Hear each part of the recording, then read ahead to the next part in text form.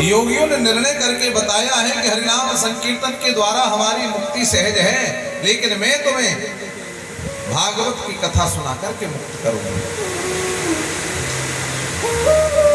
इदं भागवतम नाम पुराणम ब्रह्म संहितम आधीतवान् द्वापरादौ पितुर्द्वैपायनादहम्।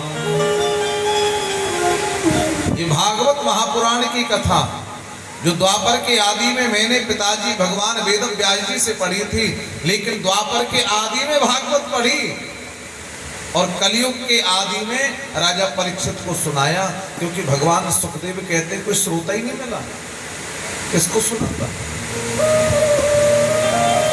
जब तक श्रेष्ठ श्रोता नहीं होता है तब तक उसका फल प्राप्त कैसे हो।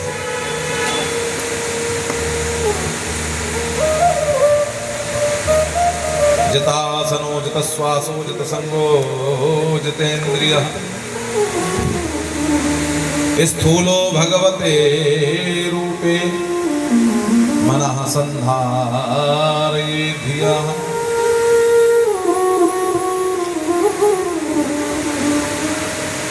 चार बातें बताई, जितासनो जितश्वासो जितसंगो जितेन्द्रियः स्थूले भगवतो रूपे मना संधारयेत् धियः। पहले आसन को जीतो। मुझे बड़ी प्रसन्नता हो रही है कि बंबई की धरती पर आप आसन लगाकर बैठ करके कथा सुन रहे हैं। लोग बाग पालती मारकर बैठना ही भूल गए। खड़े खड़े भोजन, अब भजन तो करे कौन? भजन तो वही कर सकता है जिसके ऊपर परमात्मा की कृपा हो। ध्यान रखना। जितश्वासो, हम श्वास पर विजय प्राप्त करें। पूरक, कुंभक, रेचक, तीन प्रकार के प्राणायाम के द्वारा श्वास पर विजय प्राप्त करें। तीसरा जित संगो, संग पर विजय प्राप्त कर लें। जैसा संग होगा ऐसा रंग चढ़ जाएगा जीवन में।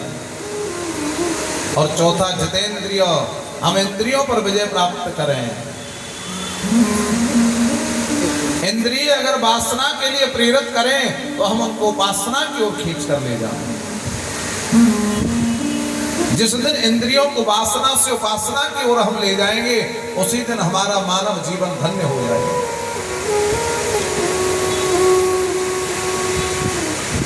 फिर इस संसार में परमात्मा का दर्शन करें। ये जितनी नदियां हैं भगवान की नालियां हैं। जितने पर्वत हैं भगवान के स्तन हैं। संसार में ही भगवान विद्यमान है। फिर मन को वश में करके बुद्धि के द्वारा उसका आरोपण करें। महाराज परीक्षित ने कहा, गुरुदेव ये सबसे कठिन काम है कि मन को वश में करना। और व्यवस्थाएं आपने बताई वो संभव है, लेकिन मन को वश में करना बड़ा कठिन है। क्यों? क्योंकि इंद्रियाणि पराण्याहु इंद्रियेभ्यो परम मनः। इंद्रिय वश में करना कठिन है। इंद्रियों से परे मन है। मनसस्तु परा बुद्धि, मन से परे बुद्धि है। और बुद्धि से परे जो तत्व है वही परमात्मा तत्व है। इसलिए गुरुदेव बड़ा कठिन काम बता दिया आपने, क्योंकि मन ही तो है बैठा है मुंबई के पंडाल में कथा